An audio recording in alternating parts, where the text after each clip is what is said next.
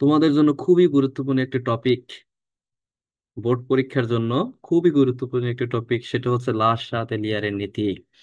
এই নীতিটা আসলে কি?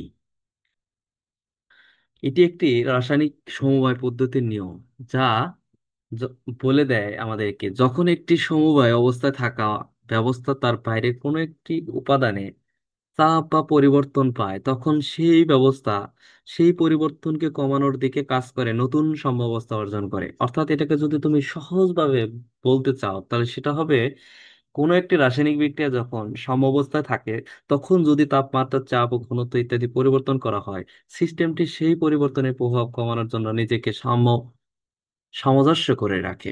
এটাই মূলত হচ্ছে লা শাতেলিয়ারের নীতি। তুমি যদি উদাহরণ সহকারে দেখো, তাহলে ধরো যাক, একটা সমবায় বিক্রিয়া যদি নেই, যেমন ধরো হেবার প্রসেস প্রণালীর, যে নাইট্রোজেন এবং 3 হাইড্রোজেন বিক্রিয়া করে 2 অ্যামোনিয়া উৎপন্ন করে, সাথে সাথে তাপ উৎপন্ন করে। এখানে আসলে কি কি ঘটে, জিনিসটা ঘটে, মেকানিজমটা কি? লার সাথে লিলিয়ারের নীতি অনুযায়ী তার মেকানিজমটা কি? এখানে প্রথম হচ্ছে তাপ বৃদ্ধি করলে কি কি ঘটবে। তাপ বৃদ্ধি করলে প্রথমে বিক্রিয়া সাম্যাবস্থার বামে সরে যাবে, ফলে পণ্য থেকে প্রক্রিয়াশীলের দিকে যাবে। কারণ গরম সিস্টেম ঠান্ডা করতে চায়, গরম সিস্টেম কি করতে হয়? ঠান্ডা করতে চায়। এটাকে যদি আমি চাপ বৃদ্ধি করি তাহলে কি ঘটবে?